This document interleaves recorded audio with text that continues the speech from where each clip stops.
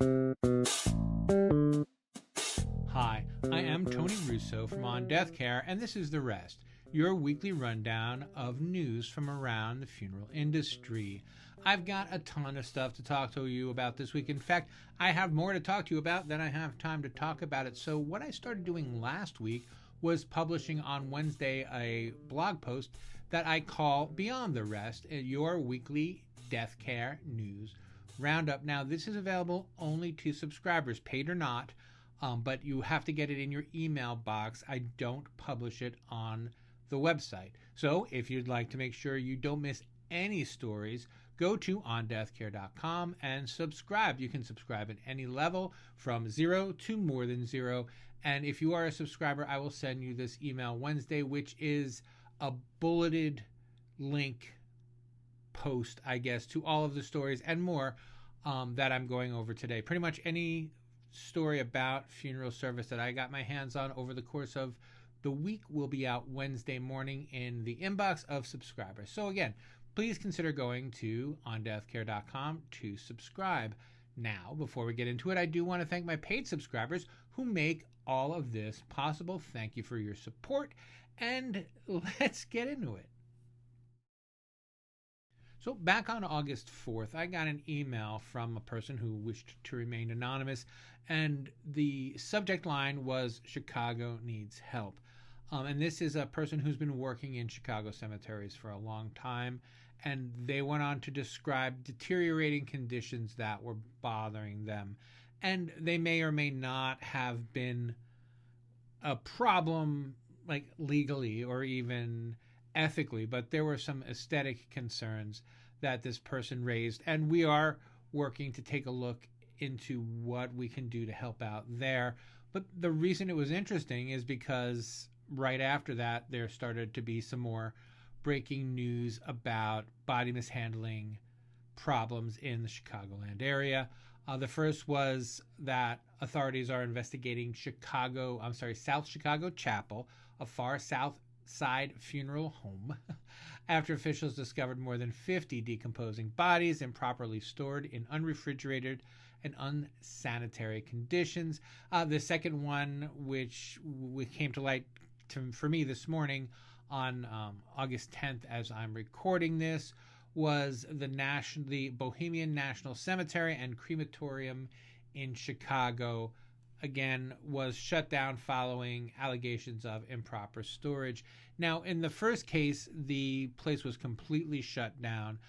In the second place, in the case of the Bohemian National Cemetery and Crematorium, there was a temporary shutdown, and all of the bodies that had not been cremated have since been cremated and returned to the families. There are plenty of links in the show notes if you want to dig into those two stories. But what I wanted to point out was there have been a lot of headlines suggesting that, regulations have failed to prevent all of these problems. And we know that it's not the case, that regulations fail to prevent all the problems. And I would suggest that regulations, if anything, have made it more likely that bad actors will get caught. Now, the new rules in Illinois for when and how to shut down a funeral home don't officially, I guess, go into effect until January 2027. But I think that what we are seeing is we're seeing more stringent enforcement with the idea that they know that this law is coming. So as it stands, like today, quote, officially, unquote, you can't go into a funeral home and shut it down. You have to go in and give them a warning, and then the next time you can come in and shut it down. I don't know if these places had warnings in the past, but I'm starting to think that it probably doesn't matter. If they are getting complaints, they're responding to them, which is a good thing. They're not responding to them, which was a bad thing that was going on in the past. So as I said, when the first story broke, don't expect to see more. Now that this second story has broken, I will just reiterate, don't think it's a problem if you are seeing more enforcement actions in Illinois. There is a correction, because the way that it used to work is they had a list. They knew the funeral homes that weren't in great shape, and they had a sense of some funeral homes that were in trouble, but there was no real mechanism for them to act. They could send letters until things got too far gone. That is going away now, and I think that's what we're seeing in these enforcement actions is when there's a complaint, someone's going to at least show up today and check on it today. And if there's a problem and they want to shut you down and you want to complain that you shouldn't be shut down, I'm sure there's a mechanism for that too. And I'm sure they're happy to help you, or not help you, but to let you find that mechanism on your own. So it's horrible what's happened. I think that it's heartening that they're doing this big kind of cleanup in Illinois because, it may be necessary. All right. So anyway, I'll link to that story in the show notes. And speaking of cemetery conditions, a Norfolk, Virginia family accused SCI-owned Woodlawn Funeral Home and Memorial Gardens of ongoing neglect, citing persistent water leaks, pest infestations, and unpleasant odors inside the mausoleum that the family is visiting. It's a large mausoleum, and it was built in the 1970s, so it doesn't necessarily have all the same air controls. The woman who is complaining, her name is Beth Quinn, and she says that every time she goes, there's moisture on the floor near her parents' resting place, despite the fact that she has constantly, or regularly rather, complained about it. And she feels like it's an unhealthy situation. Woodlawn responded to the television reporter's requests to point out that the funeral home, the mausoleum, was built in the 1970s, and that it was repaired to eliminate, or I guess at least reduce, water intrusion about a year ago, back in 2025, in June of 2025. So if there are further problems, I feel like, aren't going to be able to address them. Of course, this is one of those things where the TV folks have their hooks in. So I guess we will find out before too long whether that answer was satisfying to Ms. Quinn or whether there will be more follow-up.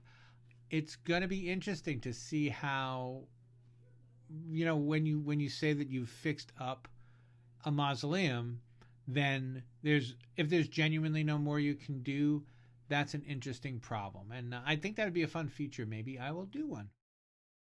And as a way to, I guess, kind of close out our cemetery and mausoleum section of the news this week, I want to tell you the story about Worth magazine. Now, I'm putting out a longer story in the next week or so about large cemetery sales, and how Everstory and SCI both came out last week talking about how they wanted to improve their large cemetery sales.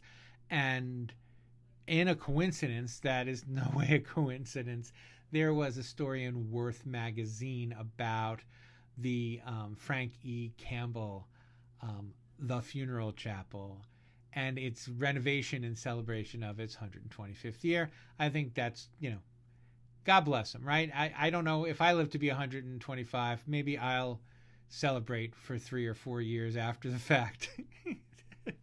But the larger point of the story, and this is a story directed directly at, wealthy people, is there is a better way to spend your money than the way you think you're going to spend it before you die. And having your own private estate or mausoleum is the way to go.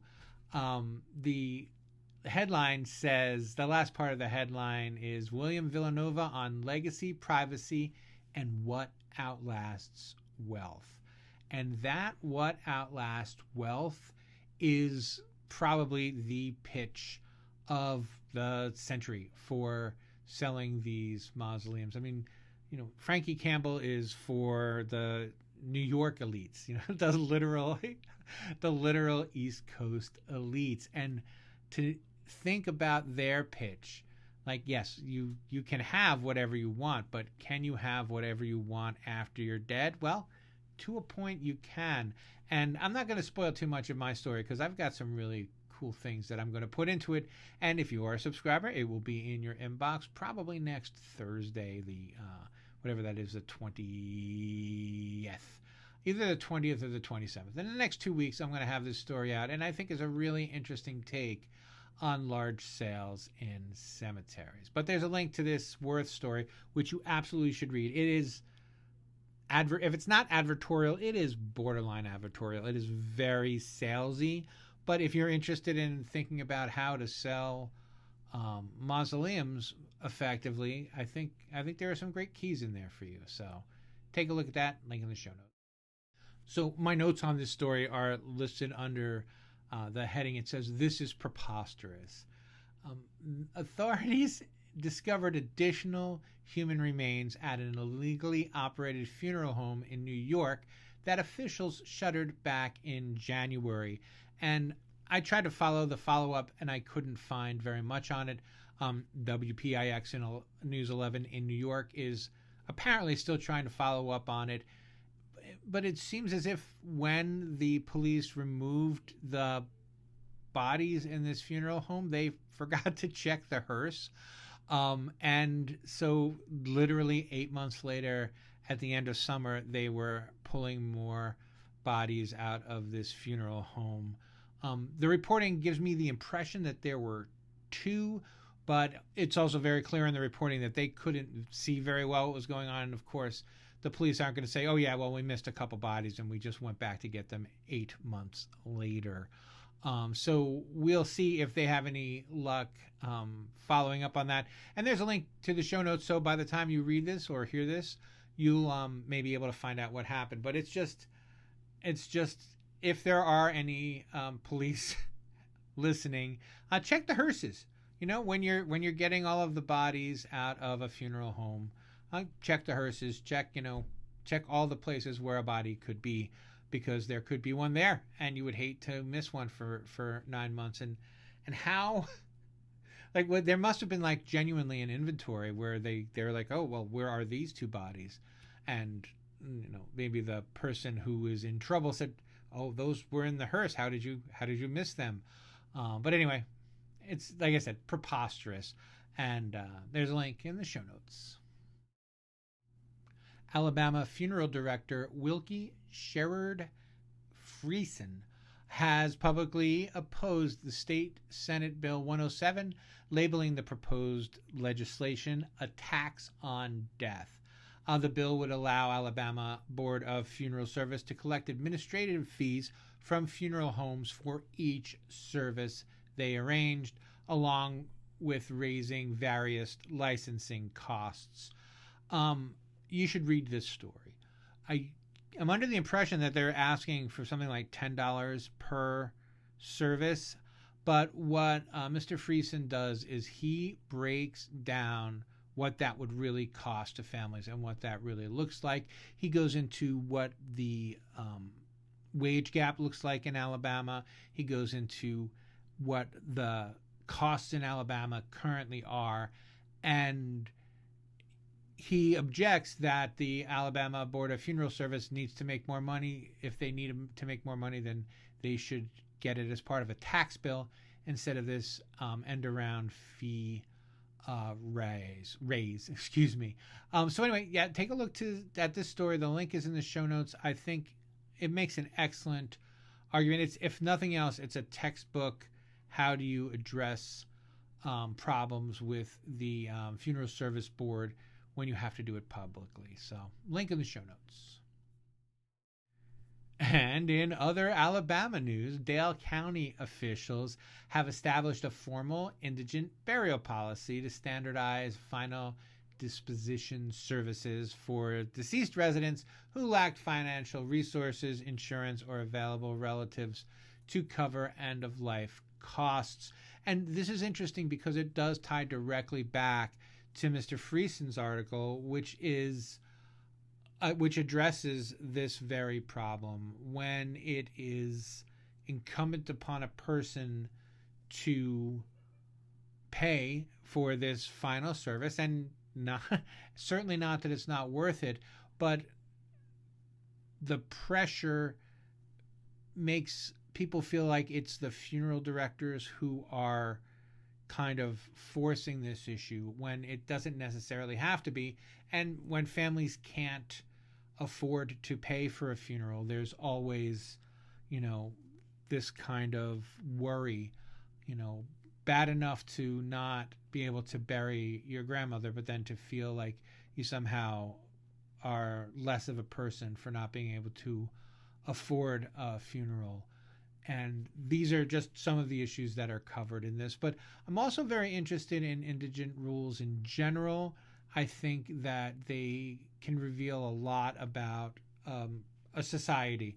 I think that if you look at the different indigent rules for the different states, and they vary so widely, it's really interesting to see who does what for whom. And of course, in a lot of states, especially in a lot of rural states, it's a county by county. Like here, it's a county by county issue, and each county just has to decide how much they have to afford to pay for people who can't.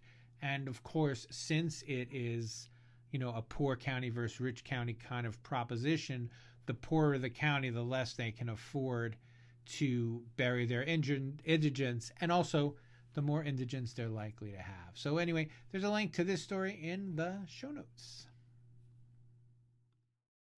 And that will do it for this time.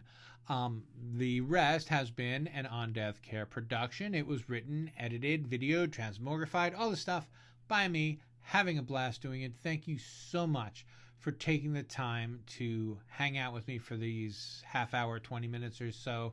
It means very much to me to see all of the downloads and to get all the responses that I get. I know that your time is valuable, and I know to be flattered that you decided to spend some of it on the stuff that I'm making here, which I think it's important. I try not to waste your time.